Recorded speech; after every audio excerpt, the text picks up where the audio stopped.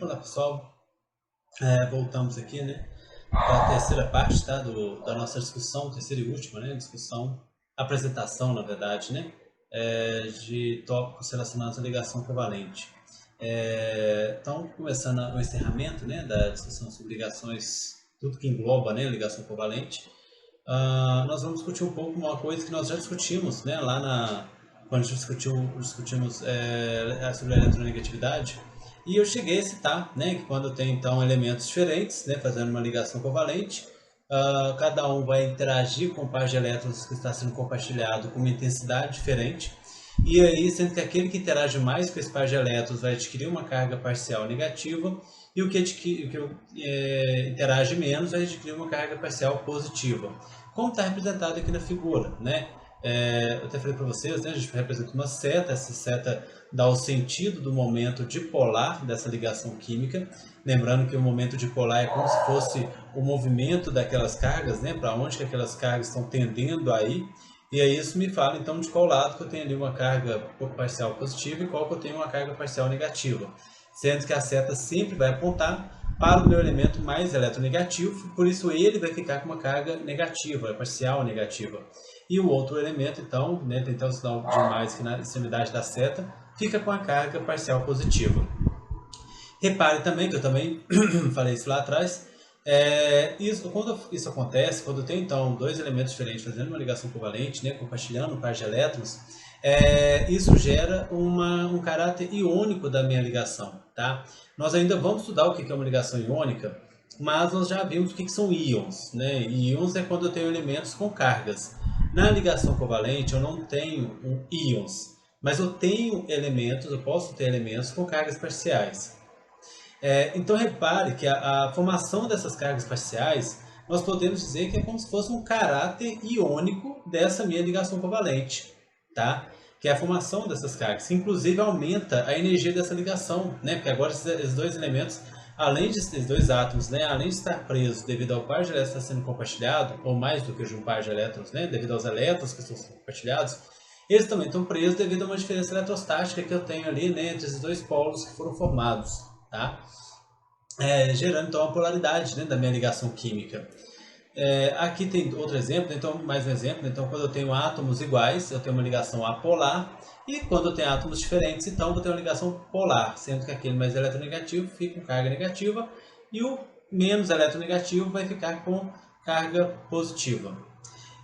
Além da polaridade, tá, da ligação química, eu vou ter também a polaridade da molécula. Né? A partir do momento que, dentro de uma ligação covalente, eu tenho a existência desse caráter iônico, tá, e aí isso, tá vendo? Isso aqui, quando eu faço essa questão do caráter iônico, eu digo que essa ligação não é 100% covalente. Eu quebro, né, essa questão de que aquela ligação é puramente covalente. Não é 100% covalente. Ela tem uma parte covalente e uma parte iônica, devido à formação desses polos. Lembra lá atrás que eu falei que a carga formal, quando eu calculo a carga formal, eu considero que essas ligações covalentes são 100% covalentes, né, naquela dedução lá. Por quê? Porque era apenas uma forma da gente analisar se aquela estrutura de Lewis é viável ou não, né, quando eu tenho mais de uma opção de estrutura de Lewis, para que eu possa analisar qual que é a mais provável de que realmente aconteça. Né?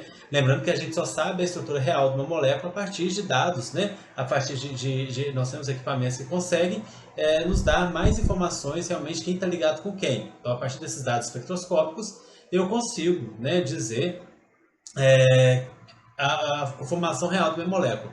Mas ali a carga formal é uma forma simples, né, de eu tentar encontrar essa estrutura molecular mais provável. E aqui na questão da polaridade, né, ou seja, eu estou colocando um caráter iônico dela, eu estou quebrando essa questão da ligação ser 100% covalente. Né? Então aqui eu já considero a ligação com caráter iônico. E aí aqui que eu até cheguei só para poder, né, fazer uma ligação bem rapidinha com a questão do estágio de oxidação. O estágio de oxidação é eu pegar essa carga parcial e extrapolizar. Imagine, né, tentar imaginar, mas e se esse composto não fosse covalente? E se ele fosse iônico? Quem ficaria com o par de elétrons? Com quantas cargas negativas o cloro ficaria? Com quantas cargas positivas que o hidrogênio ficaria? Né? Então tem a carga formal, ligação 100% iônica, e tem o estágio de oxidação, que é um valor considerando que aquela ligação covalente fosse 100% iônica, tá? Ou seja, extrapolando o caráter iônico daquela ligação covalente. Então, se na minha ligação eu tenho existência de polos, quando eu formo minha molécula, eu também posso ter polarização dentro dessa minha molécula. Porque eu vou ter alguns elementos que estão carregados positivos e outros negativos. Então, eu vou ter também uma polaridade molecular, além apenas da polaridade da ligação. Tá? Só que para eu poder discutir polaridade molecular, nós precisamos antes entender o que nós chamamos de geometria molecular, que é a forma espacial adotada por aquela molécula. Então, quando aqueles átomos se rearranjam para formar uma estrutura molecular, eles vão se rearranjar dentro de uma estrutura estável, né? Isso se assemelha com algumas formas geométricas conhecidas. Vou começar aqui, a gente vai começar com o mais simples, tá? Tá. E aí a gente vai utilizar aqui, tá, uma teoria para poder analisar essas formas geométricas, chamada de teoria da repulsão dos elétrons de valência dos elementos, né? Ou também chamada de teoria Vesper, né? E aí nessa teoria, o que a gente vai considerar? A gente considera que todos os elétrons vão se repelir ao redor do meu átomo, tá? Eles vão repelir entre si, inclusive os elétrons da ligação química, né? Lógico que os elétrons isolados repelem com maior intensidade os demais elétrons, mas os das ligações também são considerados. Então é como se a gente considerasse então as nuvens, as regiões eletrônicas, as nuvens eletrônicas ao redor dos meus átomos. E aí tentasse analisar essa repulsão entre eles, tá? Só que na hora de dar nome para a geometria, eu vou apenas analisar as regiões que eu tenho átomos, né? Mesmo que eu tenha outras nuvens eletrônicas ali. As nuvens eletrônicas, né, os elétrons não ligados ou elétrons isolados, interferem na geometria. Mas eu não considero a posição delas para dar nome para a geometria da minha molécula, né? Na hora de dar nome para a geometria, eu considero apenas as posições que têm átomos. Sempre que eu tiver dois átomos apenas, a geometria é linear, não tem outra forma, né, disso aqui ser representado. Se eu tenho dois átomos, é claro que eles vão estar, mesmo que eles tenham elétrons não ligados, como eu considero apenas a posição desses dois átomos para poder dar nome à geometria, então é claro que sempre vai ser linear, né? Isso aqui não tem muito segredo. A partir do momento que eu tenho três átomos, então outras geometrias podem ser possíveis. Quando não sobra elétrons no meu elemento central, minha molécula vai adotar uma conformação também linear, como é o caso do dióxido de carbono. Os 4 elétrons de valência do carbono estão sendo compartilhados. E aí, então, repare que a forma dessa molécula, dos elétrons das ligações ficarem mais distante possível uma da outra, é ter um ângulo de 180 graus aqui entre elas. E aí, quando eu coloco essas ligações então, sobre esse ângulo de 180 graus, eu tenho uma conformação linear da molécula. Tá? Outra conformação para quando eu tenho três átomos é quando sobra elétrons no meu elemento central, tá? Que é o caso da molécula da água. Repare, quando eu analiso a molécula da água, né, o oxigênio, que é o meu elemento central, tem dois pares isolados aqui de elétrons que vão interferir na geometria da minha molécula, né? Então, quando eu analiso as nuvens eletrônicas, tá, ao redor do meu oxigênio, que é o meu elemento central, e eu sempre tenho que olhar o meu elemento central, tá, para poder analisar a geometria da minha molécula, eu tenho 4 regiões, tá? O nome dessas 4 regiões é chamado de tetraédrico, né? A conformação espacial formada por essas 4 regiões, tá? É um polígono, né, geométrico que a gente conhece chamado tetraedro. Só que como a gente considera apenas onde eu tenho átomos para dar nome à conformação espacial, então a gente vai considerar apenas a posição do oxigênio central e os dois hidrogênios. E aí essa geometria da água é chamada de conformação angular, tá? Devido a esse ângulo, né, que vai existir entre os dois átomos de hidrogênio. E a última conformação com 3 átomos, aqui já desculpa, com 4 átomos, então com 3 átomos ou era linear ou angular, não tem nenhuma outra conformação que era possível. Mas enfim, e aí passando para 4 átomos, então eu também vou poder ter um conjunto, né, de conformações possíveis. Quando não sobra elétrons no meu elemento central, ela vai formar uma conformação que a gente chama de trigonal plana, né, como está representado.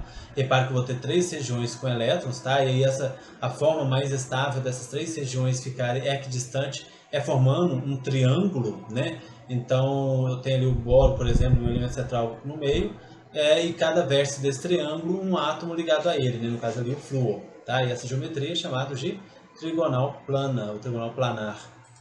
Além dessa, né, também ainda com 4 elétrons, 4 átomos, eu posso ter o que nós chamamos de piramidal, que é quando sobra elétrons no meu elemento central. Mais uma vez, se a gente considerar que as nuvens eletrônicas ao redor do meu nitrogênio, repare que eu tenho 4 regiões. Eu tenho o par de elétrons isolado e as 3 ligações. Uma conformação igual à da água, igual à da nuvem eletrônica da água, chamada de tetraedro. Né? Só que eu só considero as regiões que eu tenho átomos ligados. E aí, quando eu considero apenas a posição que está o átomo de nitrogênio e os 3 átomos de hidrogênio, formam o que nós chamamos de piramidal, porque fica uma pirâmide, né? Uma pirâmide com 3 pontos, né? Uma pirâmide de base trigonal, tá? De base triangular, então chamada também de piramidal apenas. Já com 4 átomos, né, eu posso ter também apenas essa estrutura, tá? Quer dizer, não, por enquanto apenas essa, tá? Depois nós vamos ver outras que são desdobramentos de outras estruturas. Enfim, vamos aos poucos. Quando eu tenho então 4 regiões, aquilo que eu tinha falado, né, que é o caso da água e da amônia, que é do exemplo anterior, quando eu tenho 4 regiões, né, com elétrons, uma nuvem eletrônica, né, com 4 regiões com elétrons, essa conformação eletrônica é chamada de tetraedro. No caso aqui do metano, gás metânico, esse CH4, as 4 regiões ao redor do meu elemento central estão ocupadas por um átomo de hidrogênio. Então a conformação dessa minha molécula é tetraédrica. Lá na água e na amônia eu tinha a conformação da nuvem eletrônica tetraédrica, mas as moléculas eram angular e piramidal respectivamente. E aqui não, aqui a conformação da molécula também é tetraédrica, tá? Porque as 4 posições estão ocupadas. Bem, se a gente não tivesse exceções da regra do octeto, provavelmente a gente pararia aqui. Mas como nós temos exceções, nós vamos ter outras conformações espaciais possíveis, tá? Como, por exemplo, o PSL5, que eu até coloquei lá como exemplo, né, de exceção da regra do octeto, né, uma vez que o fósforo está com 10 elétrons na camada de valência. Então, como ele está ligado a 5 átomos, né, então eu tenho aqui uma molécula com 6 átomos, né, um deles central, outros 5 nas extremidades. Eu preciso, então, de uma conformação especial que tem essas 5 regiões com elétrons. Tá? Quando eu tenho essa conformação com 5 regiões com elétrons, eu tenho o que nós chamamos de bipirâmide. Se você observar a figura do meio, é como se eu tivesse 2 pirâmides embocadas, né, uma na outra. Com 2 pirâmides com a base delas encostadas uma na outra. Tá? Então, por isso, bipirâmide. Né? São 2 pirâmides trigonais, né? Uma para cima e uma para baixo, vamos dizer assim. Uma com vértice apontando para cima e uma com vértice apontando para baixo. Tá? Então, essa conformação, no caso do PSL5, chamada de bipirâmide trigonal. Além dessa, né, outra, aqui tá, e aí eu tenho algumas derivações dessa bipirâmide. Porque é aquilo que eu disse, né, às vezes eu tenho uma outra molécula que tem uma conformação molecular, né, da nuvem eletrônica no formato de bipirâmide, mas nem todas as regiões dessa bipirâmide estão ocupadas por átomos. Então eu vou ter outras formas, outras conformações geométricas para essa molécula. Seguindo aqui, então, eu tenho o PCl5, então, que seria a minha bipirâmide. O meu tetrafluoreto de enxofre, que vai ser então vai ter uma geometria chamada de gangorra, né? Porque eu vou ter a ocupação de apenas 4 extremidades dessa minha bipirâmide ocupada por átomos. O trifluoreto de cloro, eu vou ter aqui apenas 3 pontos, né, ocupados, ou seja, eu vou ter 2 pares isolados aí, mas dentro de uma conformação da nuvem eletrônica de bipirâmide também. Mas como eu só estou ocupando aqui 3 extremidades da minha bipirâmide, então eu vou ter uma conformação que chama T, né? Porque realmente se você deitar, se você imaginar aquela molécula ali, dar um giro nela ali de 90 graus, você vai ver que forma um T, né? A letra T. E por fim, ainda, né, dentro de uma nuvem eletrônica estilo bipirâmide, quando eu ocupo apenas 2 regiões, eu vou ter o que nós chamamos de linear, eu vou ter uma estrutura linear. Né? Repare que aqui eu vou considerar apenas esses 2 átomos de fluoreto e o meu átomo de xenônio ligado no meio, né? O meu átomo de xenônio, um gás nobre, como um elemento central, e os 2 flúor ligados, né, cada um na extremidade. E aí eu vou ter então uma estrutura chamada linear. E além dessas, né, nós vamos ter aí, quando nós temos também uma outra, né, expansão do octeto, no caso do SF6, né, quando o enxofre está aí com 12 elétrons, né, ao redor dele, né, está acomodando 12 elétrons no total, eu tenho uma conformação que nós chamamos de octaédrica, né? É como se fosse uma bipirâmide de base quadrada, tá? Eu tenho como se fossem duas pirâmides de base quadrada, também bocadas. No entanto, tem uma forma geométrica, né, para essa conformação que é octaédrica, é um polígono, né, com 8 faces, tá? Então, por isso chamado de octaédrico, como está representado aqui no caso F6. Esse octaedro também vão ter algumas derivações dele, né? Então eu tenho aqui a representação do SF6, que é o nosso octaedro, que acabei de usar como exemplo. Mas eu posso ter uma molécula em que meu elemento central tem uma conformação eletrônica de octaedro, no entanto, com apenas 5 desses átomos ocupados, 5 dessas regiões ocupadas, tá? E aí eu vou ter o que nós chamamos de pirâmide de base quadrada, né? Ou uma pirâmide quadrada. Que repare que eu tenho então uma base, né, com esses meu elemento central e os 4 elementos ligados ao redor dele e um quinto elemento num vértice de uma pirâmide imaginária ali para cima, tá? E eu posso ter também, né, igual está aqui, com apenas 4 elementos, né, ligados ao redor, 4 átomos, né, ligados em 4 posições desse meu octaedro, o que vai formar um quadrado planar. Tá? Então repare que eu tenho aqui meu elemento central, né, que no caso é o fluoreto, tetrafluoreto de xenônio, eu tenho o xenônio aqui como elemento central, e os 4 flúor ligados aqui ao redor, né, formando então um quadrado, né, um quadrado planar. Tá? São fórmulas geométricas mais raras, né, mas que a gente, né, tem que citar. Eu não chamei tanta atenção, mas é claro, né, pessoal, quando a gente fala dessas formas geométricas, a forma geométrica em si ela é imaginária, né? Eu imagino ali, né, um polígono, imagino linhas ligando aqueles átomos, tá? E aí de forma que vai formar planos, né? Então eu imagino linhas, né, ligando ali cada um daqueles átomos. Nisso vai formar planos espaciais, imaginários. E aí essa figura então tem uma conformação espacial, tem uma forma geométrica associada a ela, tá? Então é lógico que é imaginário, né? Você não tem ali exatamente o polígono de 8 lados, né? Mas se você ligar os pontos, né? Se eu pegar aquele átomo central, ligar ali, né, naqueles 4 que estão no meio e ligar esses 4 novamente ao meu átomo que está embaixo, vai formar um polígono de 8 faces, que é o que nós chamamos de octaedro, tá? E isso serve para os demais formas geométricas que a gente falou atrás.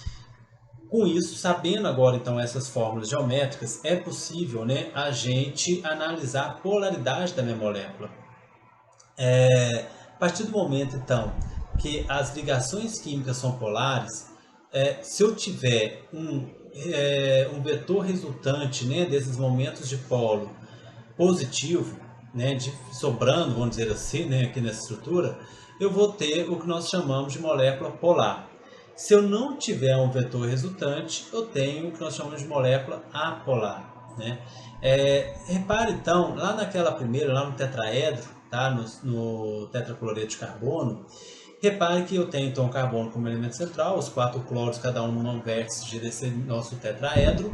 E aí eu tenho, então, considerando os momentos dipolares de cada ligação, eu vou ter vetores resultantes, eu até demonstro ali com um vetor azul, né? Os vetores vermelhos são os momentos dipolares de cada ligação e os azuis são os resultantes de cada par daqueles vetores. Então repare que um par de um vetor gera um vetor azul para um lado e o outro gera um par de vetor azul para o outro lado oposto, né? No mesmo sentido, porém em direções contrárias. Então um vetor vai anular o outro, tá? Então como todos os vetores ali se anulam, eu não tenho um momento dipolar resultante dentro daquela minha molécula. E assim a minha molécula é classificada como apolar. Aqui tem outro exemplo, né, também de uma molécula apolar, que é o BF3. Repare que eu também tenho que as setas vermelhas, né, representando aqui os momentos dipolares, né, de cada ligação química. A junção dessas duas setas que estão para baixo gera um vetor resultante, né, apontando literalmente para baixo, mas esse vetor resultante para baixo vai anular o vetor que se anula, né, se anula com o vetor que está apontando para cima. Logo, tem uma molécula também apolar, porque eu não tenho a formação de um vetor resultante, eu não tenho um lado da molécula que esteja carregado com uma determinada carga, enquanto o outro está carregado com uma carga oposta, né? Pedro, mas eu tenho carga. Sim, mas as cargas estão todas na superfície. Imagine assim, né, pega o tetacloreto de carbono, né, CCl4, todos os cloros estão com carga negativa, então forma uma superfície de carga negativa, mas a carga positiva está lá no meio. Então, quando eu analiso a molécula como toda, eu tenho negativo para tudo que é lado, o positivo está lá no meio, eu não tenho uma polarização da minha molécula em si, tá? O mesmo acontece aqui no BF3. A amônia, por outro lado, não. Eu já tenho aqui esses vetores, né, das ligações em direção ao nitrogênio, de forma que eu tenho uma concentração das cargas sobre o nitrogênio, e aí como ele tem uma conformação piramidal, né, eu tenho um excesso de cargas em cima dele, né, do nitrogênio, negativo, e quanto os hidrogênios que estão na parte de baixo têm uma carga positiva. Então repara que eu vou ter negativo em cima, positivo embaixo. E aí eu tenho então uma polarização dessa minha molécula, o que pode ser visto também como representado por esse vetor resultante, né? Então eu tenho um vetor resultante ali, por exemplo, para cima, né? Se eu pensar nessa minha molécula, ele está representando a molécula, os hidrogênios, né, do mesmo lado, mas imagina os hidrogênios para baixo, tá? E aí eu vou ter todos os momentos dipolares em direção ao nitrogênio. Então vai me dar um momento, né, resultante, um momento vetorial, né, um momento dipolar resultante, para cima, né, que não vai ser anulado com nenhum outro vetor. Então logo minha molécula é classificada como polar. Uma outra dica que eu dou para tentar classificar as moléculas como polar e apolar: coloque as cargas parciais em todos os elementos químicos, em todos os átomos da sua molécula, e observe se você consegue separar de um lado apenas uma carga com um traço imaginário em qualquer lugar da molécula, mas se você consegue separar de um lado apenas carga positiva e de outro apenas carga negativa. Se você conseguir separar, você tem uma molécula polar. Se você não conseguir separar, você tem uma molécula apolar, né?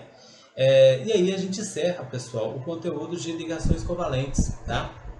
E aí a gente tira as dúvidas, né? Vamos voltar discutindo o nosso atendimento síncrono, e depois voltamos em termos de videoaula para discutir um pouco sobre forças intermoleculares, que é o que são as interações, né, entre as moléculas, que a gente acabou de conhecer um pouquinho, para poder formar, né, o estado líquido e sólido da matéria. Então a água, por exemplo, ela existe no estado líquido e sólido porque as moléculas de água vão interagir. E aí nós vamos ver como que ocorre essa interação entre elas. Beleza? Até breve, até daqui a pouco.